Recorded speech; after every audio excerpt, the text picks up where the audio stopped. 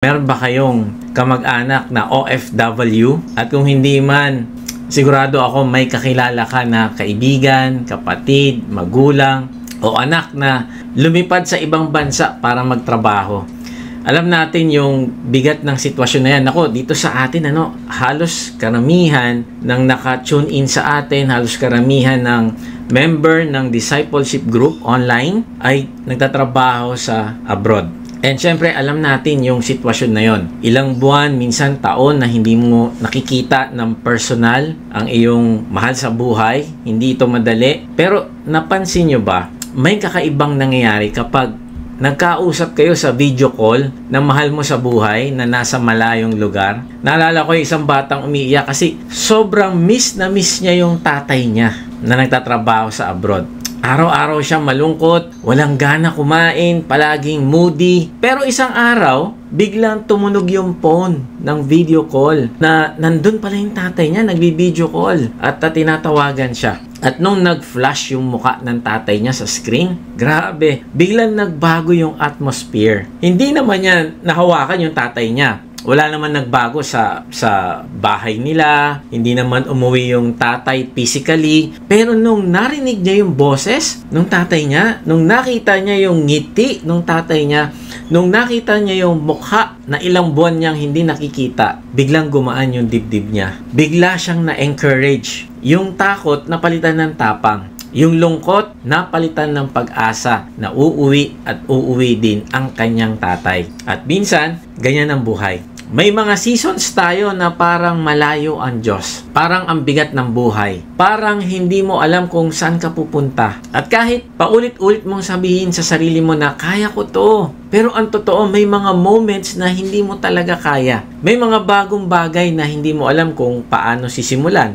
May mga transition sa buhay mo na hindi mo alam kung paano dadaanan. May mga problema na parang mas malaki kaysa sa kakayahan mo. Kaibigan, gusto ko sabihin ito sa'yo. Ang lakas at tagumpay mo sa bagong landas ay hindi nakasalalay sa iyo, kundi nakasalalay ito sa presensya ng Diyos na kasama mo. Kung siya ang kasama mo, wala kang dapat katakutan. Hindi mo kailangan maging super strong. Hindi mo kailangan maging perfect. Hindi mo kailangan maging pinakamatalino. Hindi mo kailangan ma-figure out lahat. Minsan inisip natin kaya hindi tayo makasimula ng isang bagay na productive. Hindi natin ma-attain yung ating full potential. Minsan kasi gusto natin ma-figure out muna natin lahat. Gusto natin perfect muna lahat ng sitwasyon. Gusto natin ready na tayo para doon. Pero alam nyo, magiging ready lang tayo kapag tayo ay humakbang na dahil kasama natin ang presence ng Diyos. Ang kailangan mo ay ang presensya ng Diyos. Bakit? Because His presence changes everything. Katulad nung batang naka-video call ng tatay niya, hindi umalis ang mga problema, pero umalis yung takot. Ganito rin ang ginagawa ng Diyos sa atin. Hindi man agad nawawala ang mga hamon ng buhay, hindi man agad nawawala ang uncertainties, pero kapag narinig mo ang boses niya, kapag naramdaman mo ang presence niya, biglang lumalakas ang loob mo. Biglang nagiging malinaw ang malabo. Kaya nga nagpapatuloy tayo ngayon sa ating huling bahagi ng series natin na unshakable. At pag-uusapan natin ang unshakable presence ng Diyos. Bakit presence? Kasi ito ang pinakaugat ng buhay na matatag. Ito ang anchor natin na hindi matitinag. Hindi ko alam sa'yo, pero kung gusto ko magkaroon ng peace, alam mo, hinahanap ko ay ang presence ng Diyos. Kung napapagod ako sa buhay, ang hinahanap ko ay ang presensya ng Diyos. Ito ang nagbibigay ng courage kapag natatakot tayo. Ito ang nagbibigay ng direction kapag naliligaw tayo. Ito ang nagbibigay ng lakas kapag sumusuko na tayo. Ito ang nagbibigay ng wisdom kapag hindi mo alam kung anong next step. Ito ang nagbibigay ng peace sa gitna ng bagyo. Ang presence ng Diyos ang nagbibigay ng success kapag pumapasok tayo sa bagong season ng buhay natin. Ang presence ng Diyos ang isa sa pinaka-underrated gifts sa buhay ng Kristiyano. Madalas, mas excited tayo sa blessings niya. Tama ba? Mas excited tayo sa provision niya. Mas excited tayo sa breakthroughs. Pero kung merong greatest gift sa buhay natin, hindi yun pera, hindi yun trabaho, hindi yun opportunity, kundi siya mismo ang kanyang presensya. Amen ba? At dito natin pag-uusapan ang kwento ni Joshua. Kung may taong nakakaramdam ng anxiety, uncertainty, at kaba sa bagong venture ng buhay, ay si Joshua yon. Sobrang nakaka-intimidate kasi yung pagpapalit ng liderato noon mula sa pamumuno ni Moses at ngayon maililipat na kay Joshua kasi patay na si Moses. Nakaka-intimidate kasi yung papalitan ni Joshua na leader ay si Moses. Siya yung naghati ng Red Sea. Siya ang kumausap sa Diyos ng face-to-face. Siya ang gumawa ng maraming miracle. Siya ang nagbigay ng commandments at iba pa. Tapos ang ipapalit ng Diyos, isang bata pa at baguhan. Grabe, parang siguro kung ako yun, sobrang may intimidate talaga ako. And sasabihin ko, Lord, hindi ko kaya yan. Parang first day mo sa office, tapos ang papalitan mo, si Steve Jobs, yung nagpasimula ng iPhone. Grabe, no? Parang nakaka-intimidate. Or first day mo sa ministry, tapos ang papalitan mo, si Billy Graham. Ako, grabe. Kaya nga ang tanong, sino ba naman si Joshua para i-conquer ang promised land? Sino ba naman siya para humarap sa mga higante na mga nakatira doon? Sino ba naman siya para mamuno sa 1,000,000 na tao? Pero God shows up. At ang unang binigay niya, hindi espada, hindi battle plan, hindi strategy, hindi 5-step leadership formula. Hindi yon. Ang unang binigay ng Diyos kay Joshua ay ang kanyang presensya. Kaya kung magpe-pray tayo, kung mananalangin tayo bago pa yung blessing, hilingin muna natin, Lord, gusto ko po yung presence nyo. Gusto ko po ma-delight sa presence nyo. Samahan nyo po ako. Sabi ng Diyos kay Joshua, sa Joshua 1:5, sasamahan kita gaya ng pagsama ko kay Moses. Hindi kita iiwan o kaya ipababayaan. Hindi niya sinabing, Joshua, kaya mo yan. Diskartehan mo yan. Ako bahala sa'yo. No, hindi ganun yung sinabi niya. Ang sabi niya, Joshua, sasamahan kita. At doon nagkaroon ng courage si Joshua. Not because he believed in himself, but because he believed in the presence of God. Kaibigan, kailan mo huling hiningi yung presence ng Diyos? Kaya ang tanong ngayon, paano tayo mamumuhay sa presensya niya? Paano tayo magiging unshakable dahil kasama natin siya? Paano natin mararanasan ang presence niya in every season, especially in new ventures? Kaya kaibigan, tapusin mo ang mensahe na ito. Kasi kung yayakapin mo ang katotohanan sa mensahe na ito, ay hindi ka na haharap sa bagong season ng buhay mo na nag-iisa. Bakit? Kasi Lord willing, ay matututunan mo kung paano maglakad sa iyong journey kasama ang unshakable presence ng Diyos. Magandang araw muli mga ka-Watch. Salamat sa Diyos sa inyong pagsubaybay sa mga mensahe ng ating Diyos dito sa ating vlog na may bagong upload every Monday 6 p.m. Sa mga hindi pa nakakilala sa akin, ay ako po si Kuya Mike. Ang calling po sa akin ng Diyos ay magbahagi ng kanyang salita sa paraang mas madaling maiintindihan ng mga manonood. Salamat sa inyong lahat na nagdesisyon na isuko ang inyong sarili sa Diyos at sumali sa ating online discipleship group. Mag-type lang kayo ng join sa comment section kung hindi ka pa nakakasali. Or check nyo sa description at makikita nyo doon ang registration link para sa ating online discipleship group. Meron nga pala tayong gaganapin na baptism. Kung ikaw ay nagsuko na ng iyong buhay sa Panginoong Jesus, ay inaanyahan ka naming i-declare mo ito publicly at ipahayag na ikaw ay totoong tagasunod na ng Panginoong Jesus. Ang link ng registration ay makikita nyo sa description. Okay, paano ba tayo mamumuhay sa presensya ng Diyos? Paano ba tayo magiging unshakable dahil kasama natin siya? May 3 tayong point. Una, step into new territory with His promise. Pangalawa, be strong because God goes with you. At pangatlo, meditate on His Word day and night. So pag-usapan natin yung number 1, step into new territory with His promise. Kaibigan, habang ini-imagine ko yung eksena sa Joshua 1, parang ramdam ko yung kabog sa dibdib ni Joshua.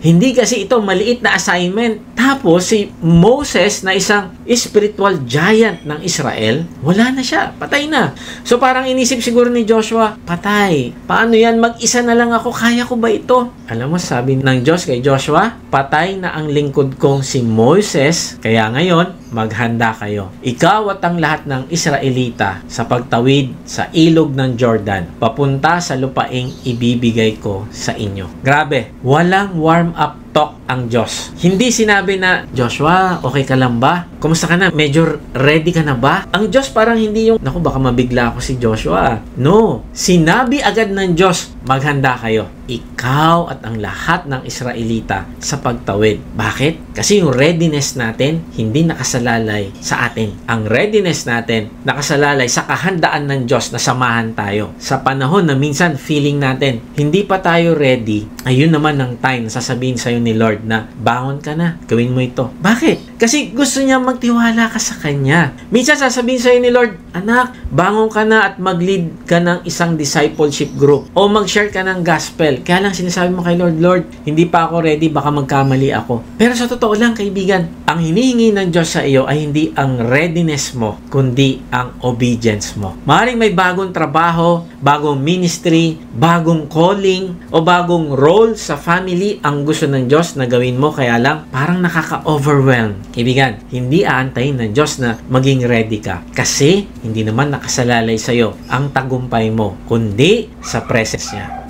Kahit anong galing mo, kung hindi ka sasamahan ng presensya ng Diyos, ay hindi ka din magtatagumpay. Kahit anong readiness mo, kahit sinabi mong handang-handa na ako sa laban, kaya ko na to, go na ako. Pero kung hindi ka sasamahan ng Diyos, hindi ka magtatagumpay. Pero kahit anong kakulangan mo, magtatagumpay ka kung kasama mo ang presence ng Diyos. Hindi ko alam kung saan ka tinatawag ng Diyos na sinasabi mo palagi, Lord, hindi ko pa kaya. Lord, hindi pa ako ready. Kaibigan, hindi darating yung time na ready ka na. Pero yung time na totoong ready ka sa mata ng Diyos ay ngayon na. Kasi ready ka dahil ready ang Diyos na samahan ka. Kaya nga, bago pa magbigay ang Diyos ng plano kay Joshua, nagbigay muna siya ng promise o pangako kay Joshua. Pinaunawa ng Diyos na magtatagumpay siya kasi sasamahan siya ng presensya ng Diyos. Sabi sa Joshua 1, 3, and 5, ayon sa ipinangako ko kay Moses, ibibigay ko sa inyo ang lahat ng lupaing mararating ninyo. Walang makakatalo sa iyo habang ikaw ay nabubuhay. Sasamahan kita gaya ng pagsama ko kay Moses. Hindi kita iiwan o kaya pababayaan. Wow! Tiniyak ng Diyos na mananalo sila sa laban nila. Bakit? Kasi sabi ng Diyos, sasamahan kita.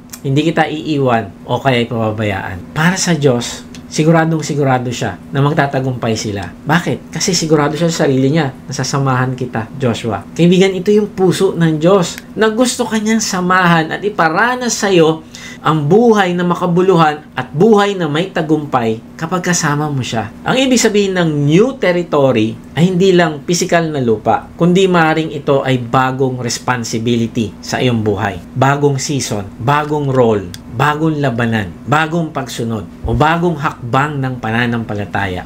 Ito yung lugar na hindi mo pa napapasukan, hindi mo pa nakikita, o hindi mo pa naiintindihan. Kaya minsan may pangamba tayo o nagdadalawang isip tayo. Maaring bigla ka na lang naging breadwinner sa pamilya mo. Ikaw na ang nag-aalaga sa magulang mo ngayon. Ikaw na ang inaasahan kahit hindi mo alam kung paano. Hindi mo ito napag-aralan, hindi mo ito napaghandaan, pero biglang nangyari. At sinasabi ngayon ng Diyos sa iyo, huwag kang matakot, sasamahan ka niya. Maaaring ginagamit ka ng Diyos para maipakita sa iyong pamilya kung sino siya talaga. Ikaw ang naging breadwinner kasi ikaw ang unang makakakita ng miracle of provision. At ikaw rin ang magiging testimony sa family mo. Habang sumusunod ka sa kapamaraanan ng Diyos, habang nagtitiwala ka, makikita ng magulang mo, ng kapatid mo, ng relatives mo na buhay ang Diyos na sinasamba mo. Kaya minsan, walang dahilan para isipin natin na, teka, bakit ba ako dumadaan sa ganito? Kasi may reason, merong purpose. At ang sinasabi ngayon ng Diyos sa'yo, step into new territory. Ang ibig sabihin, humakbang ka na. doon sa bagay na parang iniisip mo imposible. Paano? Through your obedience. Through your obedience, God becomes visible in your home, in your family, in your workplace, in your ministry. Maaaring gagamitin ka ng Diyos para maputol ang generational cycles. Andyan ka sa family na yan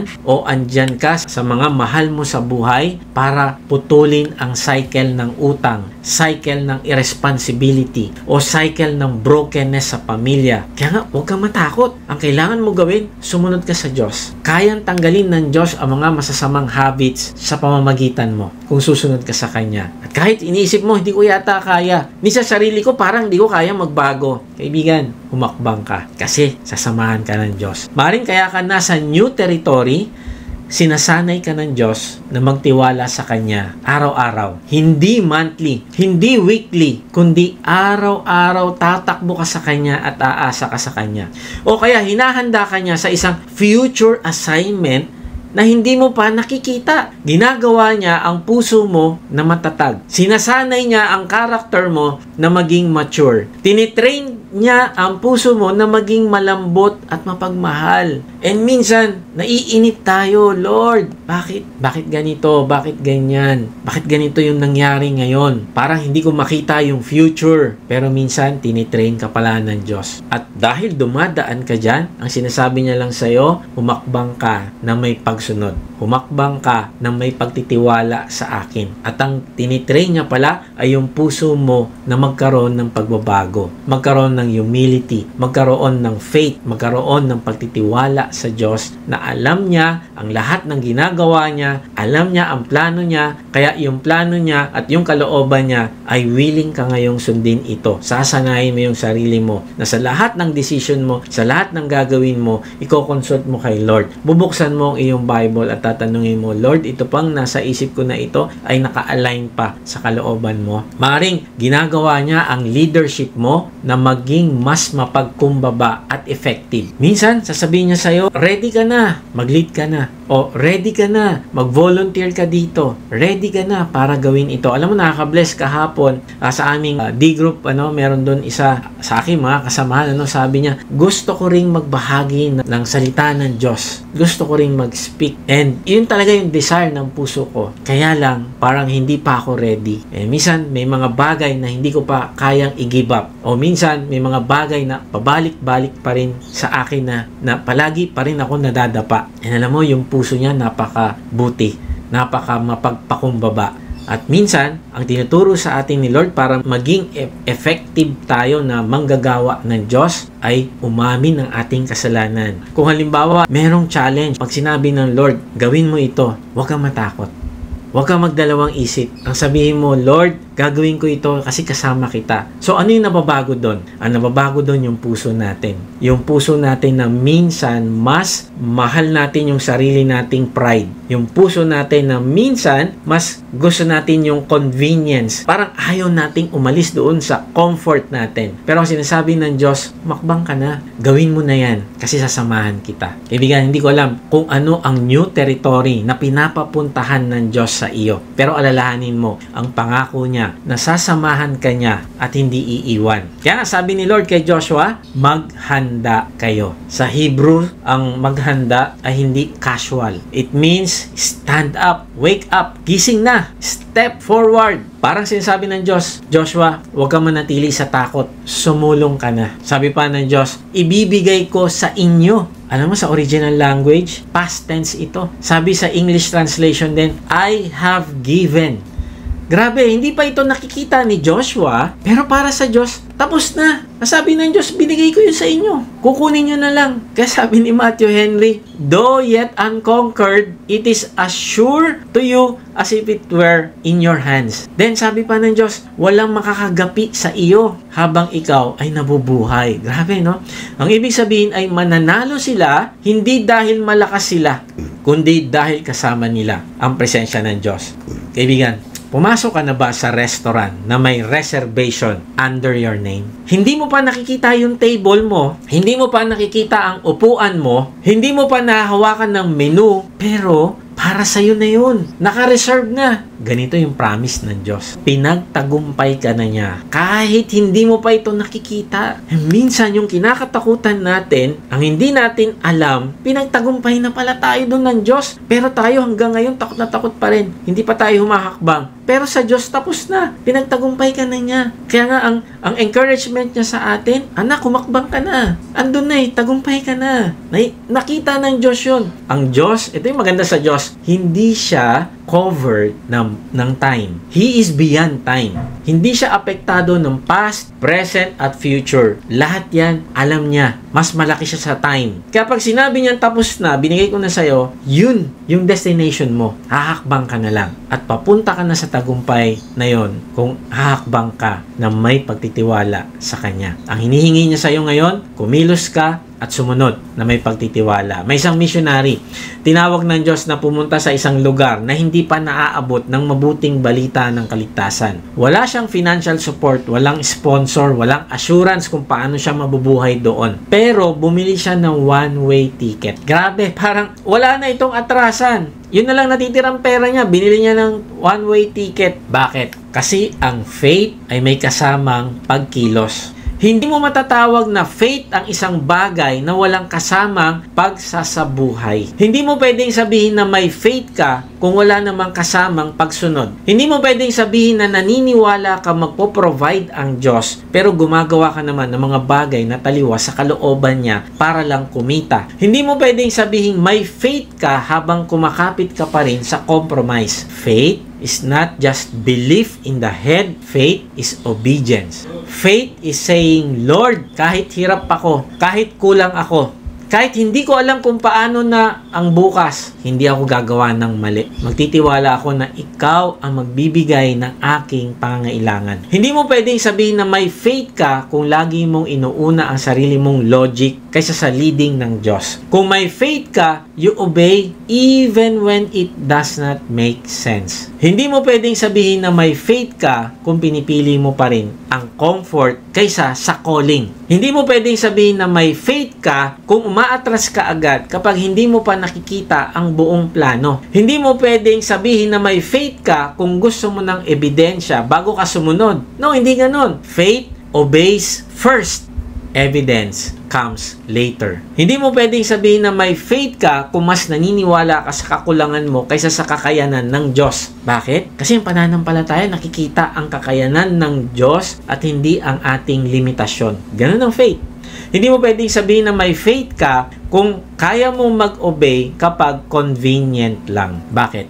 Kasi faith obeys even when inconvenient and uncomfortable. Hindi mo pwedeng sabihin na may faith ka kung nandyan pa rin ang paborito mong kasalanan na ayaw mo bitawan. No, hindi ganon. Faith is surrender, not selective obedience. Hindi mo pwedeng sabihin na may faith ka kung hindi mo kaya maghintay sa timing ng Diyos. Tama ba? Bakit?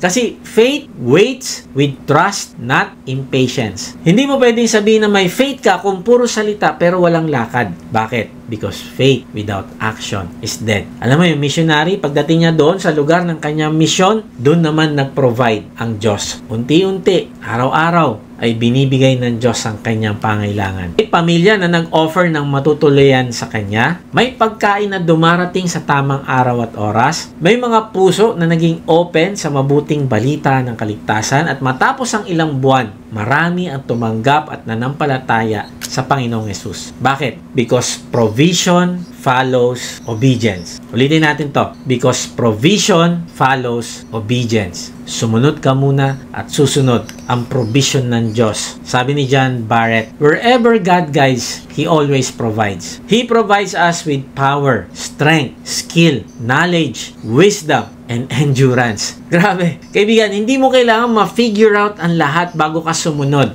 Gawin mo ang hakbang ng pagsunod. At ang Diyos, ang bahala mag-supply ng grace, ng strength, at lahat ng pangailangan mo habang sumusunod ka para magawa mo yung gusto niyang tuparin mo sa buhay mo. May isang kapatiran na taga Quezon City, ang araw-araw na nagja-jogging nung panahon ng pandemic.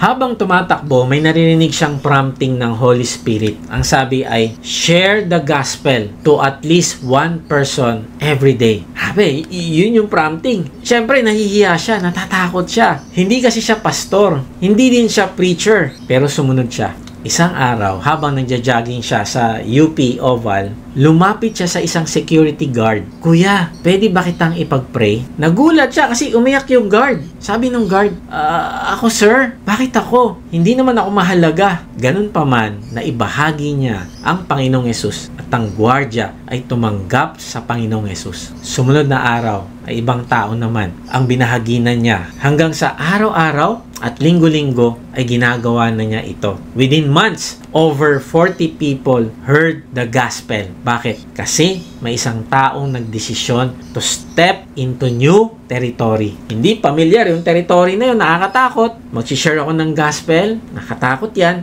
pero sinunod niya ang Holy Spirit. At dito pinatunayan ng Diyos na sasamahan niya ang isang tao na nagtitiwala sa Kanya. Alam mo, sabi nung kapatiran na ito, hindi ko sinasadya maging evangelist, gusto ko lang sumunod sa boses ni Lord. Grabe, no? Yan ang stepping into new territory. Ordinaryong tao, ordinaryong araw, pero extraordinary obedience. Sa Joshua chapter 3, dumating sila Joshua sa Jordan River. Kaya lang ay mataas ang tubig, delikado, malalim, napakalakas ng agos. Pero sumunod pa din sila na tumawid. Imagine mo, ang lalim, and then tatawid ka doon. At tingnan mo, nangyari sa Joshua chapter 3, verse 14 to 16. Anihan noon at umaapaw ang tubig sa pampang ng ilog ng Jordan. Umalis ang mga tao sa mga kampo nila para tumawid sa ilog. Nauuna sa kanila ang mga paring buhat ang kahon ng kasunduan. Paglusong ng mga pari sa ilog, huminto agad sa pagdaloy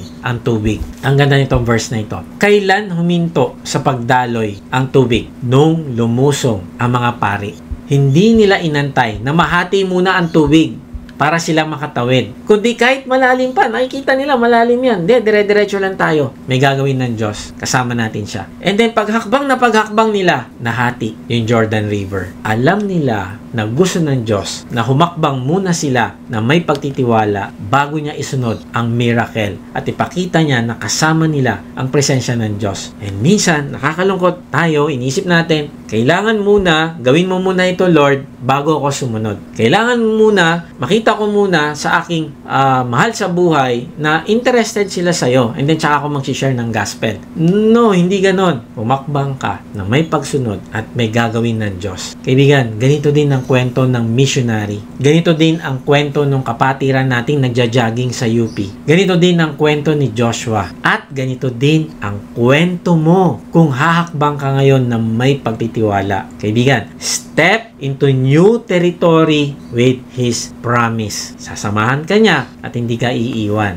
So, paano ba tayo mamumuhay sa presensya ng Diyos? Paano ba tayo magiging unshakable? Dahil kasama natin siya. Una, step into new territory with His promise. Pangalawa, be strong because God goes with you. Sabi ng Diyos kay Joshua sa Joshua 1:9, alalahanin mo palagi ang bilin ko sa iyo. Magpakatatag ka at magpakatapang, huwag kang matakot o kaya'y manghina. Dahil ako, ang Panginoon na iyong Diyos, ay sasa iyo kahit saan ka pumaroon. Napansin mo ba kaibigan? 3 beses inulit ni Lord, magpakatatag ka, magpakatapang ka, huwag kang matakot. Bakit? Kasi takot si Joshua. Hindi siya nagpe-pretend, hindi siya nagmamaangas. Alam ng Diyos ang nararamdaman niya. Kaya 3 beses sinabi ng Diyos, huwag kang matakot, magpakatapang ka. Hindi ito motivational talk. Kaya mo yan, laban lang. No, may pinaguhugutan ito. Ano yun? Kaya nasasabi ng Diyos na Joshua, magpakatatag ka kasi ang pinaguhugutan nito ay ang presensya ng Diyos. Merong reason para maging matapang si Joshua. Ang reason ay dahil handa ang Diyos na samahan siya. Kayang sabihin ng Diyos kay Joshua na magpakatapang siya kasi siya mismo ang sasama kay Joshua. Maraming tao ang magsasabi sa'yo na magpakatapang ka, kaya mo yan, gawin mo ito, gawin mo yan. Pero ni anino nila, hindi mo makikita na sasama sa'yo. At kung sumama man sila sa'yo, wala silang kapangyarihan na pagtagumpayin ka. Kaibigan, Be strong because God goes with you. Ang tunay na lakas, tatag, at tapang ay hindi confident sa sarili, kundi ito ay confidence in the God who goes before you. Tignan mo, sabi niya, alalahanin mo palagi ang bilin ko sa iyo. Grabe yung paalala na ito, no? Sabi ni John Hill, consider who gave the command, the everlasting I am, faithful to His promises. Wow! Hindi lang alalahanin daw yung command ng Diyos na huwag matakot, kundi aalalahanin natin kung sino ang nagsasabi ng command. Ang nagsasabi ng command ay hindi ang presidente ng Pilipinas. Ang nagsasabi ng command ay hindi yung boss mo sa workplace. Ang nagsasabi ng command ay ang makapangyarihang Diyos na may kontrol ng lahat ng bagay. At kung ang Diyos ang nagsasabi sa iyo na huwag ka matakot, ay walang dahilan para hindi ka sumunod. Kaibigan, tandaan mo ito. Where God commands, He enables. Hindi ka niya uutusan tapos iiwan ka. Hindi siya magbibigay ng assignment ng walang anointing. Kaya sabi niya kay Joshua, magpakatapang ka. Grabe, tingnan mo yung job description ni Joshua. Kasi nakakatakot naman talaga. Siya ay leader ng 1,000,000. Grabe, ako maging D-group leader ng 2 o 3 tao. Isang malaking responsibility na. Pero ito, 1,000,000. Grabe, ako konti lang. Wala pang 12 yung D-group member ko doon sa isang group. So, meron akong 2 group, pero yung bawat isang group, hindi naman aabot ng 12. Pero alam mo, bago kami mag-D-group, sabihin ko kay Lord, Lord, hindi ko po ito kaya. Ikaw po yung mangusap sa amin. Tulungan mo po ako. Pero ito, grabe. 1,000,000? Siya ang mangunguna doon sa 1,000,000 na yon. Grabing responsibility nito. And then, papasok sila sa lupain ng mga higante.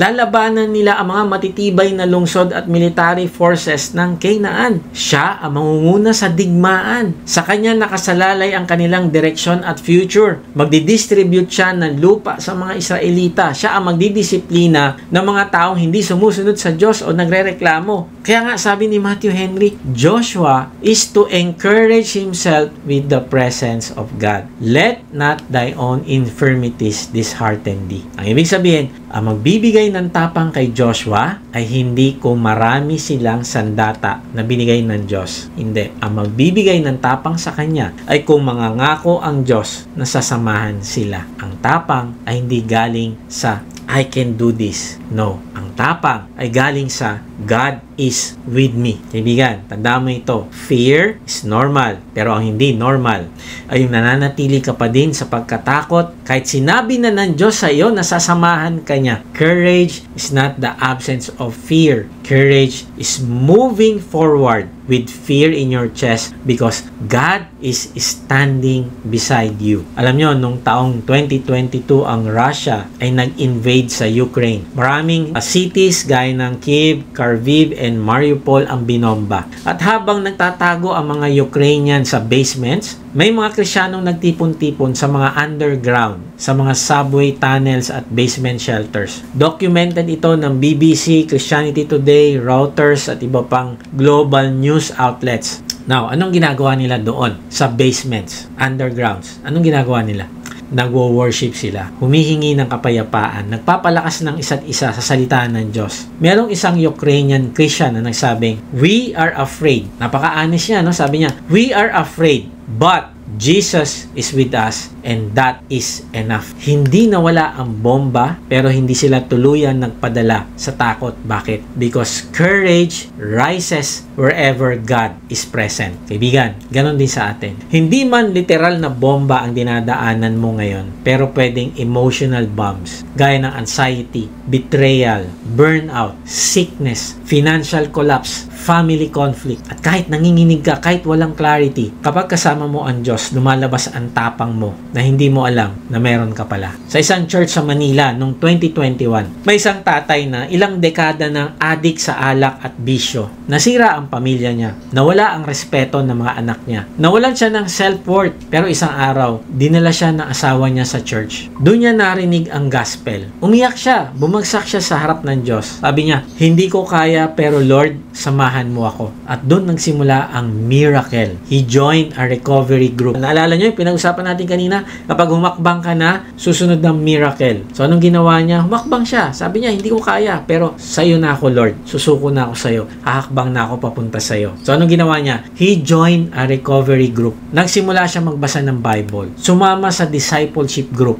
At unti-unti nawala ang addiction. Na-restore ang marriage. Naayos ang relasyon niya sa mga anak. Miracle ba yon? Miracle yon. At alam mo kung nasaan siya ngayon? Siya ay isang worship leader. Yung dating hindi makatingin ng diretso sa tao, ngayon nakatayo sa harap, nagtataas ng kamay, nagpupuri sa Diyos. Yun yung miracle. Pero hindi mo mararanasan yon, kaibigan, kung hindi mo ihahakbang ang iyong paa sa pagsunod. Si David hindi naman malakas. Si Goliath, malakas siya. Tama ba? Sa paningin ng mga tao. Pero ang lakas ni David, hindi galing sa kanyang tirador, kundi galing sa Diyos. Sabi niya, ang Panginoon na nagligtas sa akin sa mga leon at oso, ang siya ring magliligtas sa akin sa kamay ng Filisteyong iyon. Kaibigan, balikan mo ang iyong nakaraan. At isipin mo kung paano ka sinamahan ng Diyos.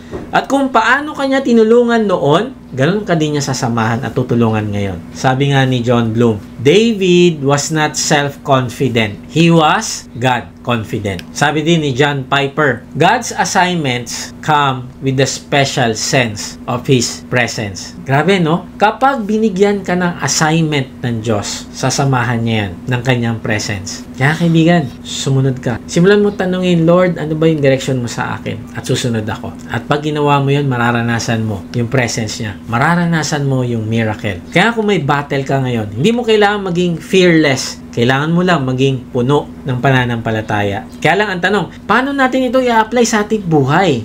Una, repent from the sin of letting fear control your decisions. Madaling sabihin na natatakot lang tayo, pero minsan ang totoo, takot na ang totoong nanggahari sa puso natin imbis na si Lord. Yung takot na yun nasa trono. Tandaan mo ito, ang takot ay nagiging kasalanan na kung ito ang nagiging dahilan para huminto tayo sa pagsunod sa Diyos. Kaibigan, kasalanan yan kung merong pinapahakbang ang Diyos sa iyo pero hindi mo sinusunod. Kaya nga, simulan mo i-confess yan kay Lord. Lord, pinayagan ko ang takot ang magdikta ng kilos ko. Patawarin mo po ako. Pangalawa, repent from the sin of self-reliance. Marami sa atin, kahit Christian na, nasa sanlibutan pa din ang pag-iisip. Lakas ko to, diskarte ko to, kakayanan ko to. Kaibigan, pag ginagawa mo ito, sinasabi mo sa Diyos na, Lord, hindi kita kailangan. Yun yung truth. Kaya nga, repent of that pride. Sabihin mo, Lord, sa sarili ko, mahina ako, patawarin mo po ako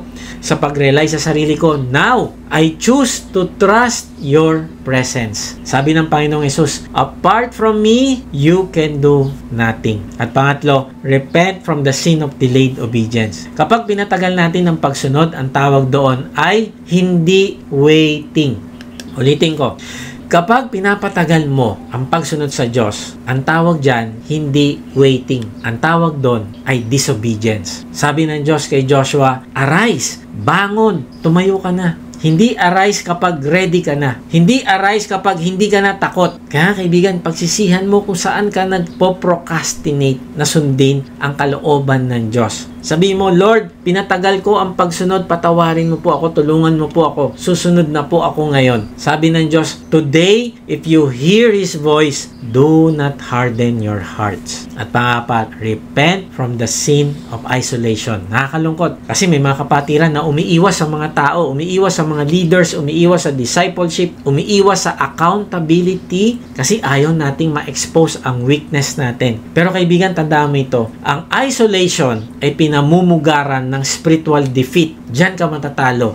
Diyan ka hihina. Diyan ka hindi lalago. Diyan ka hindi magmamature. Kaibigan, balik ka sa discipleship group. Balik ka sa ating church community. Balik ka sa ating accountability. Sabihin mo, Lord, nag-isolate po ako ng aking sarili. Patawarin mo ako. Bring me back to your people. Sabi sa Hebrews 3:13, encourage one another daily. Kaibigan, sa bawat pagsuko mo, sa bawat pag-amin mo, sa bawat pagtalikod sa kasalanan, ay maririnig mo ang boses ng Diyos na nagsasabing, Do not be afraid, for I am with you. Kaibigan, saan ka tinatawag ni Lord na maging matapang ngayon? Ano yung battle? Ano yung giant? Ano yung step na kinakatakutan mo? Hindi mo kailangan maging superhuman. Hindi mo kailangan maging katulad ng iba. You just need to walk with the God who goes before you at nagbibigay ng courage sa iyo. Be strong because He goes with you. So, paano ba tayo mamumuhay sa presensya ng Diyos? Paano ba tayo magiging unshakable? Dahil kasama natin siya. Una, step into new territory with this promise. Pangalawa, be strong because He goes with you. And then, pangatlo, meditate on His word day and night. Gusto mo ba maranasan yung presence ng Diyos? Then, gawin mo ito. Number 3, meditate on His word day and night. Alam mo, kung may isa pang inutos si Lord kay Joshua na sobrang tumatak sa puso ko, ay ang verse 8. Kasi bago pa siya maghanda ng pakikipaglaban, bago pa mag-training, bago pa maghanda ng mga sandata nila, ang unang inutos ng Diyos ay ang pagbubulay-bulay ng kanyang salita. Sabi sa Joshua 1:8, huwag mong kaliligtaang basahin ng aklat ng kautusan. Pagbulay-bulayan mo iyon araw at gabi upang matupad mo ang lahat ng nakasaad doon. Sa ganoon, magiging masagana at matagumpay ang iyong pamumuhay. Grabe, no? Ang sinabi ng Diyos, huwag mo kaliligtaan. Ako sa dami ng ginagawa ko sa trabaho, family, ministry, ay ang dami ko nakakalimutan. Pero, may isang bagay na hindi talaga gusto ng Diyos na makalimutan ko. Di bali makalimutan ko na ang lahat, pero ang pagbubulay-bulay sa salita niya ay hindi ko pwedeng kalimutan. Grabe, yung gera nasa harapan na nila Joshua. Di ba dapat madaliin na nila yung kanilang paghahanda? Kailangan magawa na nila lahat ng nasa to-do list nila. Pero tignan mo, ang unang inutos, meditation, ang pagbubulay-bulay. Parang sinasabi ni Lord, mag-conversation time ka muna, Joshua. Hindi niya sinabing, teka, sige, mamaya na lang yung conversation time mo. Sige, unahin mo muna yan. Ang dami niyo pang gagawin. Mag-ready na kayo. Hindi ganun. Ang utos niya, Joshua, pagbulay-bulayan mo yung aking salita at ikaw ay magtatagumpay. Para bang sinasabi ni Lord, Joshua, kung gusto mo manalo sa panlabas na labanan, kailangan mo munang manalo sa labanan sa loob mo, sa puso mo. At mananalo ka lang sa panloob mo kung ako ang uunahin mo. Kung ang aking salita ang pagbubulay-bulayan mo. Now, ano ba ang meditation? Ang biblical meditation is filling your mind with God's word until your thinking, emotions, choices, and direction are shaped by it. Hindi siya Eastern meditation na emptying the mind. No, hindi ganun yun. Kundi, pinupuno mo ang isip mo ng katotohanan to the point na ang katotohanan na galing sa salita ng Diyos ay nagiging instinct na sa'yo. To the point na ang katotohanan na galing sa salita ng Diyos ay ang iyong first response o reflex. Pinupuno mo ang iyong isip ng katotohanan ng Bible to the point na ang katotohanan ay ang iyong kalakasan at hindi ang nangyayaring mga circumstances sa paligid. Yun yung ibig sabihin ng meditation. Imagine mo, bukas papasok sila sa promised land, may giants, may malalakas na military camps, lalaban sila sa gera na wala pa naman silang masyadong experience dito kasi sila nga ay mga alipin sa Ehipto dati, pero hindi sinabi ni Lord, maghasa na kayo ng inyong mga espada o mag-training na kayo mabuti, mag-exercise kayo, magpalakas kayo ng katawan nyo, kumain kayo ng gulay, mag-strategize kayo. Hindi na mga sinabi niya. Ang sinabi ni Lord, meditate day and night o pagbulay-bulayan mo ang aking salita araw at gabi. Bakit? Para masunod nila. Dahil kung susundin nila yon, magtatagumpay sila. Grabe, yung pagbubulay-bulay sa salita ng Diyos, ang kanilang military strategy. Kaibigan, gawin mo itong military strategy sa buhay mo. Ano yon? Magbulay-bulay ka sa salita ng Diyos araw-araw. Kaibigan, nung nakilala ko ang Diyos, ang daming laban sa buhay. Madalas talunan ako. Laban sa drugs, laban sa bisyo, laban sa pambababae, laban sa greediness, laban sa pagiging materialistic, laban sa pagiging makasarili, laban sa mga circumstances na minsan iniisip ko puro negative, pumapasok sa isip ko, laban sa maling isipin, pagiging judgmental sa ibang tao. Ang daming laban na hindi ko kayang ipanalo sa buhay ko. So anong ginawa ko? Araw-araw, simula nung ako ay nakakilala sa Diyos, binubuksan ko yung aking Bible. 2004, araw-araw, binubuksan ko ito. Hanggang ngayon, ginagawa ko ito. At nagtatagumpay ako habang habang binabasa ko ito, habang ginagawa ko ito. Bakit? Kasi totoo yun. Ang sabi ng Diyos, mag-meditate ka para sundin mo yung mineditate mo, at anong susunod? Ikaw ay magtatagumpay. Kung hindi tayo puno ng salita, mapupuno tayo ng takot. Kung hindi tayo puno ng truth, mapupuno tayo ng lies. Kaya nga matatalo tayo. Kung hindi tayo puno ng promises, mapupuno tayo ng pressure. Alam mo, si D.L. Moody, hindi siya educated na tao. 5th grade lang natapos niya. At kung minsan, sabihin mo, naku, paano ko maintindihan to? Hindi nga ako nakapag-aral, kaibigan. Si D.L. Moody, isang napakakilala na preacher. 5th grade lang natapos niya. At nung una siya magbasa ng Bible na malakas, hindi nga ito maintindihan ng tiyuhin niya. Ako, hindi ako marunong magbasa. Kaibigan, parang ganun si D.L. Moody. Tapos, na-reject pa siya sa church membership sa una niyang attempt. Pero paano siya naging isa sa pinaka-powerful evangelist sa history ng Christianity? Paano? Because he saturated his life with Scripture. Pinuno niya ang kanyang isip ng salita ng Diyos day and night. Hindi niya pinuno ang isip niya ng mga vlogs sa YouTube. Hindi niya pinuno ang isip niya ng mga sermons, sa mga devotional books. Okay yung mga yon, walang problema doon. Pero ang ginawa niya, first-hand information. Diretso siya sa Diyos. Binuksan niya yung scripture. Binabad niya yung sarili niya doon. Sabi niya, the Bible was not given for our information,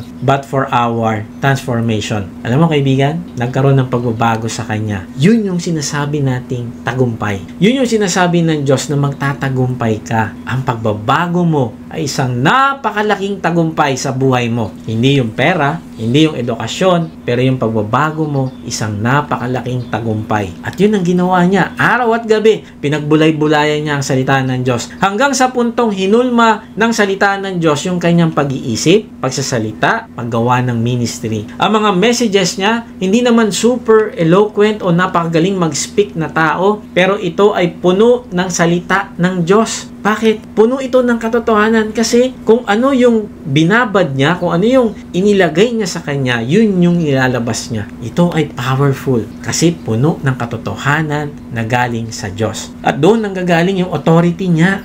Yun ang lakas niya. Yun ang fire sa puso niya. Kaya kaibigan, kung gusto mo gamitin ka ng Diyos powerfully, hindi ito dahil sa talent mo, kundi dahil sa truth na nakabaon sa iyong isip at puso. Kaya nga, simulan mo magbabad sa salita ng Diyos. Hindi ito tungkol sa taas ng pinag-aralan mo o galing mo magsalita, kundi ang tanong ay gaano karami ang salita ng Diyos na pinagbubulay-bulayan mo na magpabunga ng transformation sa iyong buhay. Alam mo, nung panahon ng COVID, may isang nurse na nag-viral sa kanyang testimony.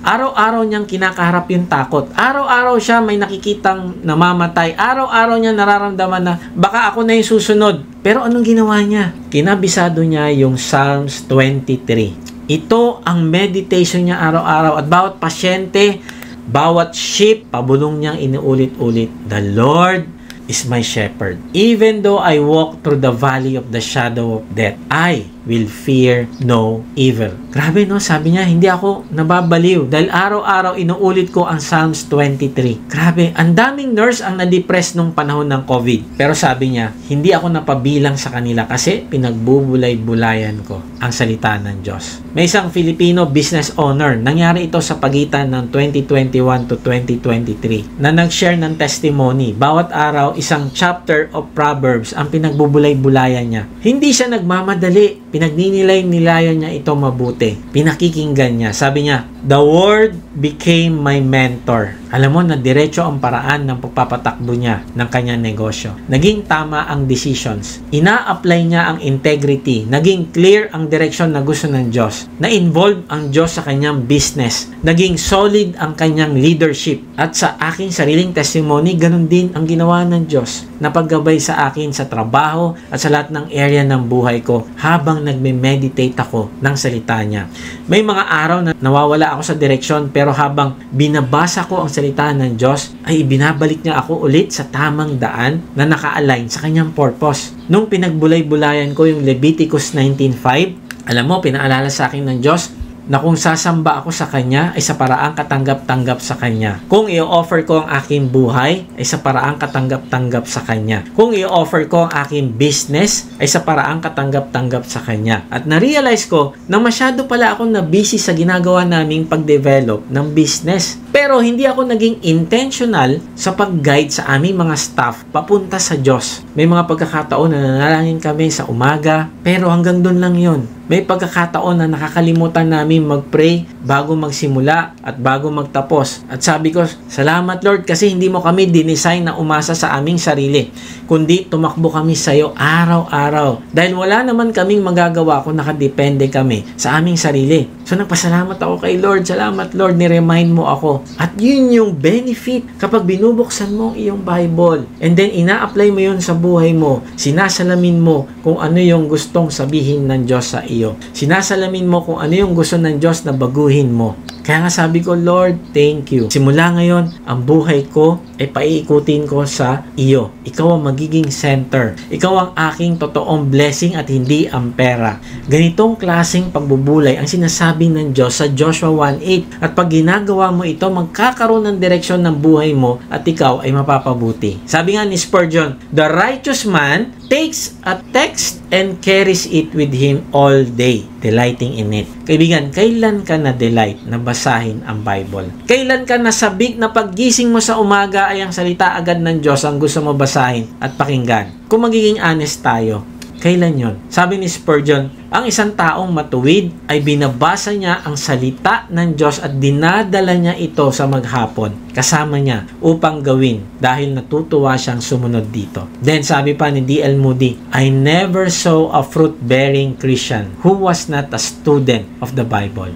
Kaibigan, gusto mo ba magkaroon ng pagbabago sa iyo at sa iyong sitwasyon? Simulan mo maging intentional sa pagbubulay-bulay sa salita ng Diyos. Sabi ni David Platt, don't just read the Bible, soak in it. Wow! Grabe, wag mo lang daw basa-basahin ng Bible, kundi ilubog mo ang sarili mo sa Kanya. Grabe, itong mga kilalang preacher, pastors at Christian na ito ay merong fire o apoy sa puso nila. Bakit? Kasi nagbababad sila sa salita ng Diyos. At kung nagbababad ka sa salita ng Diyos, ay nagbababad ka sa presensya ng Diyos. Kapag nagbababad ka sa salita ng Diyos, hindi ka lang nagbabasa ng libro, kundi nagbabasa ka sa presensya ng Panginoong Yesus mismo. Sabi ng John 1:1, the Word was God. Sabi ng John 1:14, the Word became flesh. At sa Revelation 19:13, He is dressed in a robe deep in blood, and His name is the Word of God. Grabe! Ang ibig sabihin nito, habang nagme-meditate ka pala sa salita ng Diyos, ay nakikipag-fellowship ka sa Panginoong Yesus. Bakit? Kasi siya yung salita mismo. Kaibigan, wala pa ako nakita matagumpay na servant ng Diyos na may apoy sa puso at kapangyarihan ng banal na spirito ang hindi nagbababad sa salita ng Diyos araw-araw. Hindi weekly, hindi monthly, kundi araw-araw. Kaibigan, tanda mo ito. What you magnify, you move toward. Ang ibig sabihin ay kung anong minamagnify mo o minimeditate mo ay yun ang magiging direction mo. Kung ang minimeditate mo, takot, stress, worry, failure, yan ang mangingibabaw sa'yo. To the point na hindi ka na makakilos para gawin ang tama. Pero kung ang minimeditate mo ay promises ng Diyos, truth ng Diyos, revelation ng Diyos sa iyo, identity mo na sinasabi ng Diyos sa iyo, grace na galing sa salita ng Diyos, kung yun ang mga minimeditate mo, yan mismo ang magiging lakas mo. Ako sobrang blessed ako kasi yung aking anak ay uma-attend ng GLC. Nag-enroll siya sa GLC. At nakikita ko sa kanya, gusto niyang isoak yung sarili niya sa kaalaman ng patungkol sa Diyos. Yun, kaibigan, yung puso na gustong-gusto ng Diyos na samahan. Yung gustong-gusto ng Diyos na, itong taong ito, ako talaga hinahanap nito. Gusto niya akong makilala. Then, sasamahan ko siya. Kaibigan, you are shaped by the word you soak in. Kaya mag-ingat tayo. Ano yung kinoconsume natin araw-araw? Si Joshua naging mabuting leader. Hindi dahil kay Moses, kundi dahil sinunod niya ang utos ng Diyos na pagbulay-bulayan ang kanyang salita. Hindi siya naging mabuting leader dahil magaling na leader si Moses. Magaling mag-disciple si Moses. No. Ang ating growth, ang ating wisdom ay hindi manggagaling sa ating D-group leader. Hindi manggagaling sa ating pastor. Kaya wag nating sabihin na hindi ako mag-grow dito kasi yung pastor ko ganito eh. No. ang growth mo nakasalalay dun sa araw-araw mong pagbubulay-bulay ng salita ng Diyos. Yung araw-araw na pag-aaral mo na pakainin ng sarili mo ng Diyos at hindi ka umasa na pakainin ka ng pastor mo at ng iyong D-group leader. Ang paglago mo ay nakasalalay sa iyong araw-araw na pagsama sa presensya ng Diyos sa pamamagitan ng pagbabasa mo ng kanyang salita. Ito ang maghuhulma sa iyong puso. Paano natin i-apply ito? Repent from the sin of neglecting the word. Let's be honest. Madali tayong dumepende sa books, devotionals, podcast, YouTube sermons, pero hindi sa mismong salita ng Diyos. Sabi mo kay Lord, Lord, napabayaan ko ang salita mo, mas binigyan ko ng oras ang mundo kaysa sa iyo. Kaibigan, sabi sa Matthew 4:4, man shall not live by bread alone. Kaya nga, pahalagahan mo ito. Pangalawa, repent from the sin of rushing through Scripture. Minsan nabasa natin, pero hindi natin pinagnilayan kasi nagmamadali tayo. And worse, nagpray lang tayo tapos hindi tayo nagbasa. Ang conversation time with God, naging checklist na lang. Reading became a ritual and not relationship. Kaya nga, sabihin mo sa Kanya, Lord, patawarin mo ako kasi nagbabasa ako pero hindi ko naman ito pinagbubulayan. Buhayin mo po ulit ang delight ko sa iyong salita. Pangatlo, repent from the sin of living by your own wisdom. Ito ang kasalanan nating lahat. Kasama na ako dito. Kasi nag-i-strategize tayo, nagko-compute tayo, nag-a-analyze tayo, pero nakakalimutan nating hanapin ang direksyon ng Diyos mula sa kanyang salita. Sabihin natin sa kanya, Lord, patawarin mo po ako for relying on my business skills, ideas, planning, and human wisdom instead of seeking your direction. Sabi ng Diyos sa Proverbs 3:5, trust in the Lord with all your heart and do not lean on your own understanding. Kaibigan, kung hindi ka magbubulay-bulay sa salita ng Diyos, ay hindi mo malalaman kung anong katotohanan at mas malamang na ang gagawin mo ay kung ano na lang ang naiintindihan mo. Pero sabi ng Diyos, huwag mo pagtiwalaan yan, magtiwala ka sa akin. Ito, binigay ko na sa iyo yung aking Bible, binigay ko na sa iyo yung aking salita, babasahin mo na lang.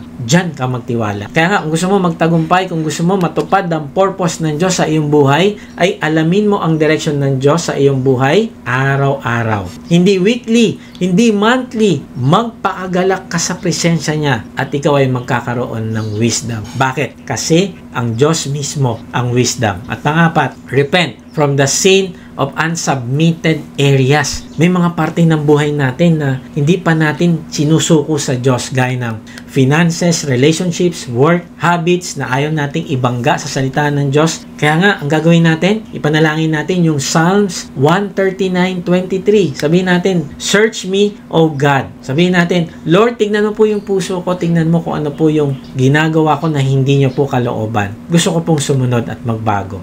At kapag ginagawa mo ito, magkakaroon ka ng tagumpay. Kuya Mike, di ibig sabihin, yayaman na ako kapag nag-meditate ako sa salita ng Diyos. Kaibigan, ang pagdami ng pera ay hindi nangangahulugan naging successful ka. Pwedeng marami kang pera pero bigo ka pa din sa mata ng Diyos. Tama ba? Ang totoong success ay yung natututo kang sumunod sa Diyos. Yan ang totoong success. Ang totoong success ay kapag nararanasan mo ang pagkilos ng Diyos sa iyong buhay. Ang totoong success ay kapag nakita mo na ang lumalaban sa iyo, para sa iyo, ay ang Diyos. Kagaya ni Joshua, mas maraming tinalo si Lord kaysa sa espada nila. Ganun ang divine success. Ang totoong success ay kapag tinupad ng Diyos ang pangako niya sa iyo. Ang success sa Bible ay hindi laki ng income, dami ng accomplishment, lakas ng influence mo, taas ng posisyon mo, popularity mo. Hindi yan ang success na sinasabi ng Bible. Ang success sa Diyos ay ito. True success is obey Him,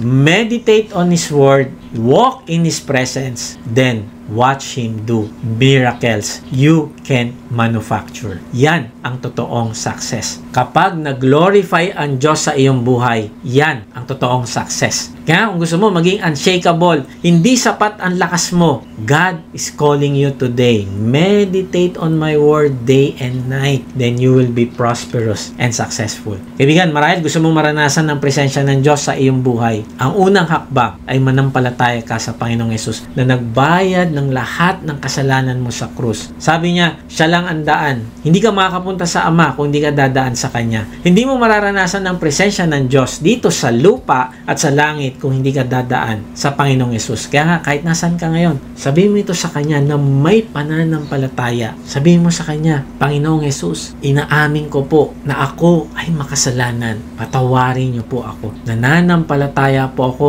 na ikaw ang nagbayad ng aking kasalanan sa krus. Ngayon nga ay binubuksan ko na ang aking puso. Pumasok ka at manahan sa akin. Tinatanggap kita bilang aking Panginoon at tagapagligtas. Simula ngayon ay tatalikdan ko na ang aking kasalanan. Tulungan mo po akong magbabad sa iyong presensya simula ngayon. Amen. Kung sumabay ka sa panalangin natin bilang pananampalataya at pagtanggap mo sa Panginoong Yesus, mag-iwan ka sa comment section ng salitang accept para makilala ka namin at masama sa aming panalangin para sa iyong paglagawang spiritual. Kung na-bless ka naman sa message na ito, inaanya kita mag-subscribe sa aking YouTube channel upang ma-notify ka pag may bago na kaming video. Ibahagi mo din ang mensahe na ito sa iba ng mga nanghihina, nangangamba sa buhay at nasa kapighatian upang ma-encourage sila na lumapit sa Diyos na nagmamahal sa atin. Kung gusto mo namang mas makilala pa ang Diyos, sumama ka lang sa aming online discipleship group. Type mo lang ang salitang join sa comment section or check mo ang registration sa link sa description. Salamat nga pala sa mga nagsusupport sa ating ministry at kung gusto mong maging partner sa ministry na ito na magamit ka ng Diyos sa pagpapalagana pa ng kanyang salita at pagtulong sa mga nangangailangan, ay inaanya kita mag-support financially sa ating gawain. Meron tayong link sa ating give page sa description. Pag hindi nyo nakita ang link ay mag-type lang kayo ng partner sa comment section at papadala namin kayo ng link. Kaibigan, ngayong araw, nakita natin na sa bawat bagong season ng buhay natin, kahit gaano ka-unfamiliar, kahit gaano ka-unexpected, ay hindi tayo iiwan ng Diyos. Pinakita niya sa atin na may mga teritoryo na kailangan nating pasukin, pero hindi tayo papasok mag-isa dahil may malinaw siyang pangako. Pinaalalahanan niya rin tayo na sa gitna ng takot at pressure, may lakas tayong pwedeng sandalan dahil siya mismo ang kasama natin. At higit sa lahat, tinuruan niya tayong magbabad sa kanyang salita. Kasi doon nagmumula ang tunay na tagumpay. Hindi galing sa talino, hindi galing sa diskarte, kundi galing sa pagsunod sa kanyang salita. Lahat ng ito, isa lang ang punto. Kapag kasama mo ang Diyos, kahit ano pang season ang pasukin mo, ay hindi ka matitinag. You are unshakable. Bakit? Kasi meron tayong unshakable God na merong unshakable presence na gustong sumama sa atin. God bless.